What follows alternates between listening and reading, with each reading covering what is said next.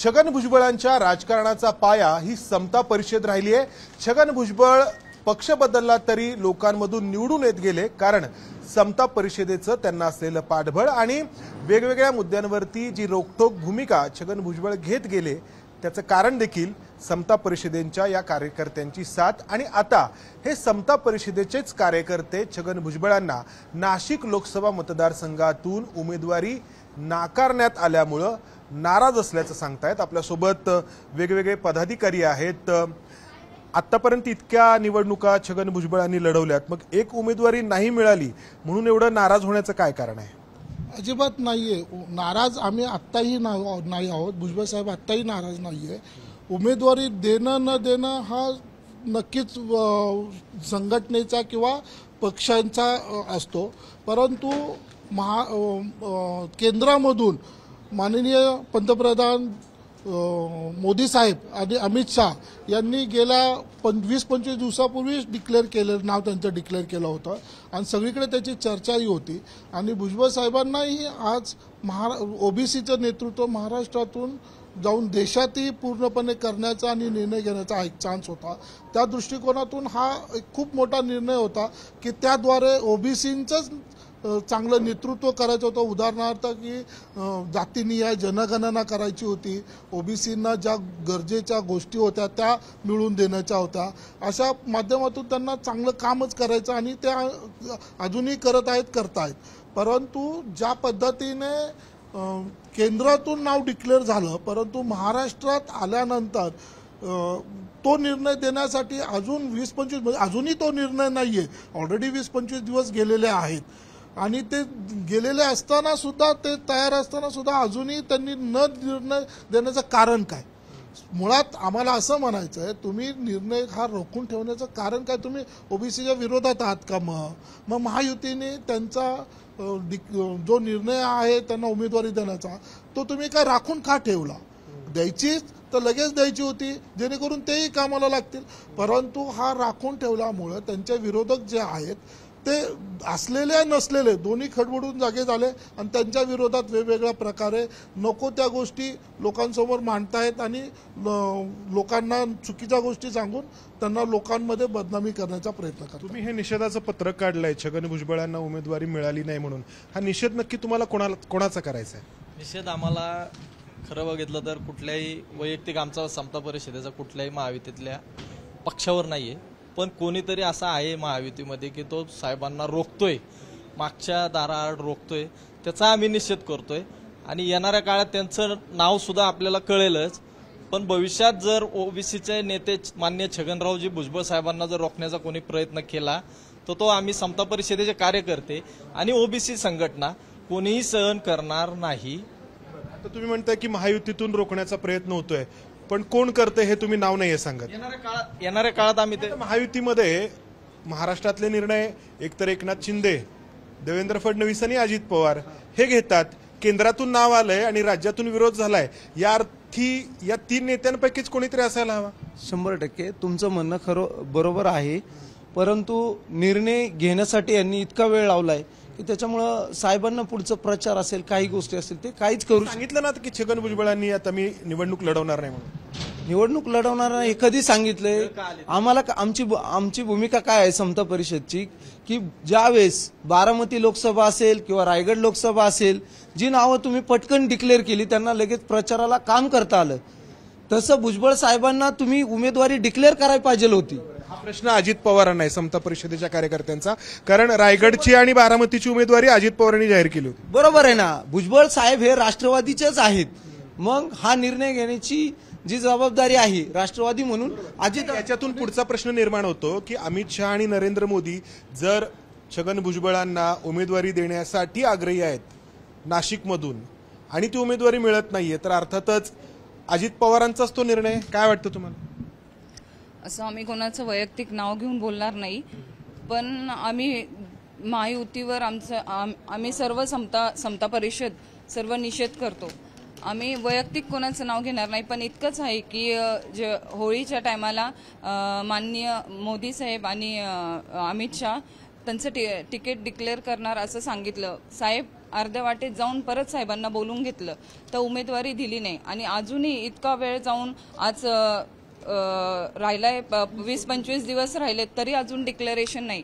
तर आम्ही सर्व समता परिषद निषेध करतो आणि त्यांनी सर्वांनी हे लक्षात घेतलं पाहिजे की ओबीसीचं 60% मतदान आहे. तर आम्ही सर्व त्यामध्ये मनोज जरांगेंच्या माध्यमातून जे काही आंदोलन झालं किंवा जी काही परिस्थिती आहे त्याचा काही दबाव आहे असं वाटतं तुम्हाला महायुतीतल्या नेत्यांवरती?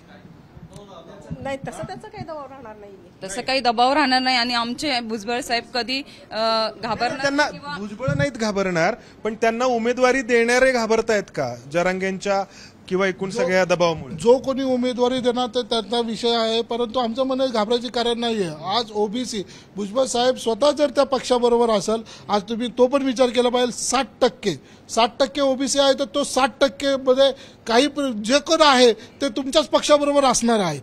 परंतु तुम्ही जर ओबीसीवरच अन्याय करत असाल तर ओबीसीलाही तो निर्णय घ्यावा लागेल किंवा विचार करावा लागेल की आपण कुणाला मतदान करायचं. कोणाला करणार मतदान तो येणारा काळीच ठरवेल आणि त्यावेळी नक्कीच ते काळ आता जवळ आलाय ना, निवडणुका जवळ आल्यात, अजून भूमिका नाहीये, कसं काय होणार? आमची अशी भूमिका आहे, पक्षाने उमेदवारी उशिरा दिली. भुजबळ साहेब तसं पाहिलं तर राष्ट्रवादीतले प्रथम श्रेणीतले नेते आहेत.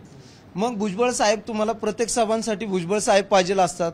उमेदवार निवडून आणायचं म्हटलं तर भुजबळ साहेबांची गरज असते. मग तुम्ही अशा वेळेस भुजबळ साहेबांची उमेदवारी उशिरा डिक्लेअर करणं किंवा त्यांना उमेदवारी मिळणार नाही अशी प्रक्रिया राबवणं हे आमच्या समता परिषदच्या कार्यकर्त्यांना कुठेही खपलेलं नाही. यामुळं ओबीसी नाराज होतील वाटतं तुम्हाला? ओबीसी नाराज होणारच ना. जर उमेदवारी त्यांना दिली नाही तर ओबीसी नाराज होणारच. तुम्हाला वाटतं सगळे ओबीसी नाराज होतील छगन भुजबळांना उमेदवारी न दिल्यामुळं? न दिल्यामुळे तर आम्ही सर्वजण 100% नाराजच आहोत. तुम्ही आहात, पण सगळे ओबीसी मतांवरती परिणाम होतो. सगळा ओबीसी समाज हा मोठ्या संख्येने नाराज आहे, कारण की आतापर्यंत साहेबांच्या मार्गदर्शनाखाली जे ओबीसी समाज काम करत होता, आज जर साहेबांनाच दूर केलं गेले, जर त्यांची उमेदवारी डिक्लेअर करायला त्यांनी डिले केलाय तर साहजिकच ही लोक सगळी नाराज असणार आहे. पण आता जे पंतप्रधान पदाचे उमेदवार आहेत नरेंद्र मोदी, ते देखील ओबीसीच आहेत. मग महायुतीवरती तुम्ही नाराज आहे म्हणता, मग मोदी तर ओबीसीच आहेत ना. एक पंतप्रधान पदाचे उमेदवार, एक खासदारकीचे उमेदवार आणि एक पंतप्रधान पदाचे उमेदवार. कितीतरी मोठं आहे ना पद त्यांचं, कसं काय? जे ओबीसी आहेत, परंतु तो विषय केंद्रातला आला. महाराष्ट्रामधून जो कोणी आता आवाज उठवतोय ओबीसीच्या हितासाठी, आज त्या आवाजालाच तुम्ही दाबण्याचा प्रयत्न करतात आणि त्या ओबीसीचा आवाजच तुम्ही दाबून ओबीसींना पूर्ण दाबण्याचा प्रयत्न करतात. मग ओबीसी कसा शांत राहील? आतापर्यंत ज्या पण गोष्टी होत आहेत त्या ओबीसीच्या विरोधात कोणतीही गोष्ट झाली तर सर्वप्रथम कोणाचा आवाज येतो? तर भुजबळ साहेबांचा.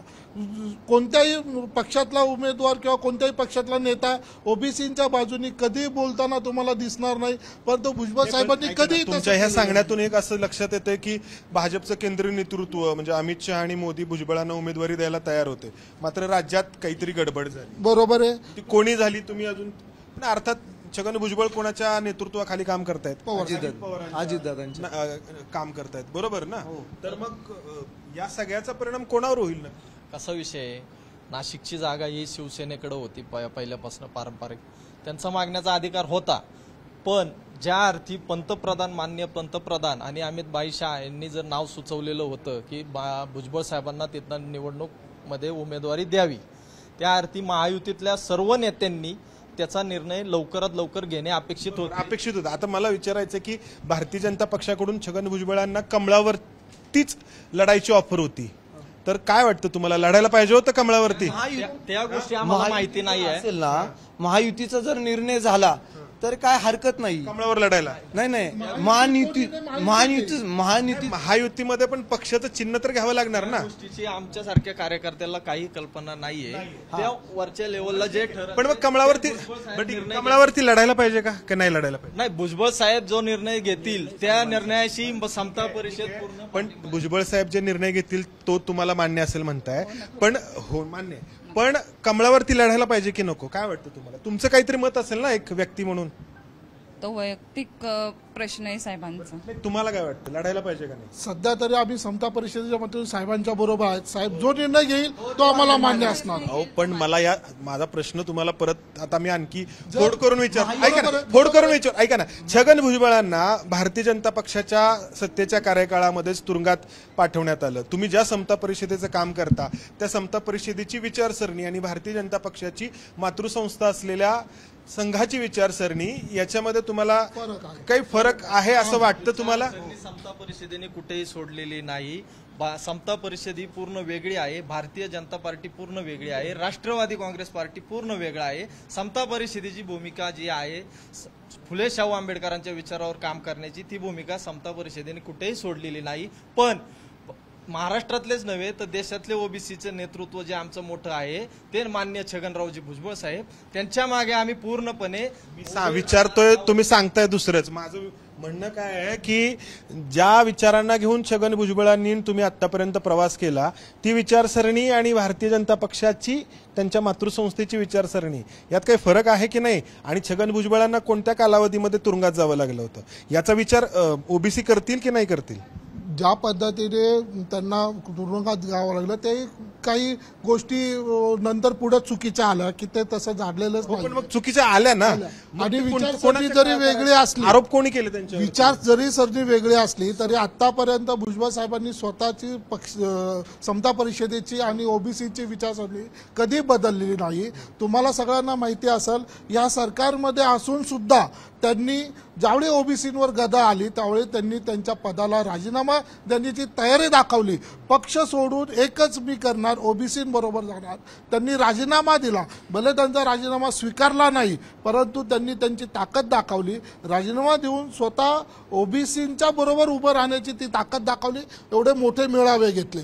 दुसरा प्रश्न ओबीसींवरती अन्याय होताना दुसरा प्रश्न जो कमळावरचा तुमचा विषय आहे, तर माझं असं म्हणणं आहे इथून मागेही साहेब घड्याळाच्या चिन्हावर लढले आहे आणि जर ते शिवसेनेच्याकडून तिकीट काढून घड्याळाला देत असतील तर साहेब कमळावर का लढतील? त्यांना जे त्यांच्या पक्षाचं चिन्ह आहे त्या पक्षावरही त्यांना लढायला तयारी आहे ना त्यांची असं त्यांचं कुठंच म्हणणं नाही की मला या पक्ष चिन्हावर लढायचं नाहीये. त्यांनी त्यांची लढण्याची वृत्ती कायमस्वरूपी ठेवत त्यांनी त्या घड्याळावरच चिन्हावर लढण्याची तयारी दाखवलेली आहे. त्यामुळं त्यांचा तो विचारच नाहीये की कमळावर लढायचं की नाही लढायचं. त्यांनी सुरुवातीला सांगितलं नाही मी घड्याळावरच लढणार, पण त्यांनी तो त्यांचा निर्णय सुरुवातीला सांगितलं. पण मग तिथंच गडबड झाली असं वाटतं का? उमेदवारी मिळाली नाही त्यांना, त्याचं कारण काय वाटतं तुम्हाला? काय राष्ट्रवादीसाठी सोडलाच होता ना तो मतदारसंघ राष्ट्रवादीसाठी सोडलाच होता ना. ज्यावेळी गोडसेनं माघारी सांगितलं की तुम्ही नाही लढायचं त्या अर्थी तो मतदारसंघ आहे तो राष्ट्रवादी सोडला होता का? राष्ट्रवादीला सोडला होता की भाजप स्वतःकडे घेत होता? नाही, राष्ट्रवादीसाठी सोडलाच होता. त्याच्यामध्ये स्पष्टता नव्हती. त्याच्यामध्ये डिक्लेअर करण्याचं कारण म्हणजे आता समजा भुजबळ साहेबांना डिक्लेअर करा म्हणून सांगितल्यानंतर त्यांनी असं थोडी सांगितलं की कमळावर लढत असेल तर डिक्लेअर करा, असं तर नाही ना सांगितलं. नाही, पण आता तुम्ही म्हणताय की फक्त भुजबळांना उमेदवारी दिली नाही म्हणून तुम्ही सगळे नाराज आहात. इतरही अनेक ठिकाणी असं आहे की ओबीसी उमेदवारांचं प्रमाण कमीच आहे ना. म्हणजे एक अमोल कोल्हे असतील, एक रवींद्र धंगेकर असतील, पुण्याच्या अवतीभोवती विदर्भामध्ये असतील, तर मग याचं काय म्हणजे फक्त भुजबळांना उमेदवारी दिली नाही म्हणून सगळे ओबीसी नाराज होतील का? बरं, तुमचं जे म्हणणं आहे ना साहेब, आमचं असं म्हणणं आहे त्या बाबतीमध्ये भुजबळ साहेबांची लढाई गेल्या 35 वर्षापासून आहे. भुजबळ साहेबांना उमेदवारी दिली नाही त्याच्यामुळे आम्ही 100% नाराज आहोत. का नाराज आहोत? तर भुजबळ साहेब गेल्या 35 वर्षापासून ओबीसींच्या विषयासंदर्भात सतत बोलत आहेत, स्पष्ट भूमिका घेत आहेत. तर मग त्यांना उमेदवारी नाही मिळाली म्हणून आम्ही 100% नाराजच आहोत. ही आमची स्पष्ट भूमिका आहे. फक्त भुजबळांसाठी नाही.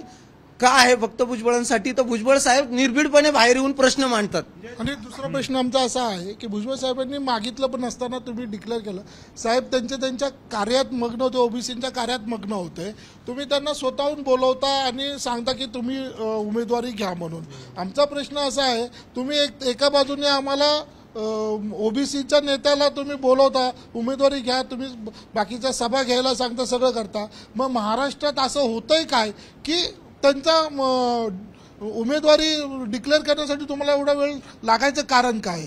आणि ओबीसींचं तेच आहे की बाकीच्या उमेदवारांचे तुम्ही पटापटा नावं डिक्लेअर करून ठेव, मग भुजबळ साहेबांनाच तुम्हाला असं का वाटलं की अजून थांबावं? तो आमचा दबाव आहे महत्वाचा कोणाचा तरी. कोणाचा दबाव? तुम्ही सांगावं ते स्पष्टपणे. आणि आम्ही काय तुम्हाला मागायला आलो नव्हतो, तुम्हीच देताय. आणि एवढे सगळी चर्चा करून एक प्रकारचा समता परिषदेचा म्हणा किंवा भुजबळाचा एक उपयोग करून घेण्याचा प्रयत्न झाला. प्रयत्न आहे ना, अपमानी केल्याचा प्रयत्न आहे. आणि तो आम्हाला सहन न होण्यासारखा आहे, म्हणून आम्ही निषेध करतोय. तर छगन भुजबळ हे राजकीय नेते तर आहेतच, मात्र त्याचबरोबर ओबीसी मतपेढीमध्ये एक इन्फ्लुएन्सर म्हणून किंवा एक प्रभावशाली व्यक्ती म्हणून भुजबळांकडे गेली काही वर्ष महाराष्ट्र पाहत आलाय. आणि नजीकच्या काळामध्ये मराठा आंदोलनाच्या पार्श्वभूमीवरती छगन भुजबळांनी जी भूमिका घेतलेली होती ती भूमिका भारतीय जनता पक्षाच्या पथ्यावर पडते की काय, अशी चर्चा तेव्हापासूनच होती. आणि त्यातूनच भारतीय जनता पक्षाच्या वरिष्ठ नेतृत्वाने छगन भुजबळांना उमेदवारी देण्याचा घाट घातला होता. मात्र राज्यात असं काय घडलं की छगन भुजबळांना केंद्रीय पातळीवरून देऊ केलेली ही उमेदवारी ऐनवेळी नाकारण्यात आली? याचा विचार, याचं उत्तर प्रत्येकजण आपापल्या परीने शोधण्याचा प्रयत्न करेल. कॅमेरामन विजय राऊत, मंदार गोंजारी, एबीपी माझा, पुणे. एबीपी माझा, उघडा डोळे बघा नीट.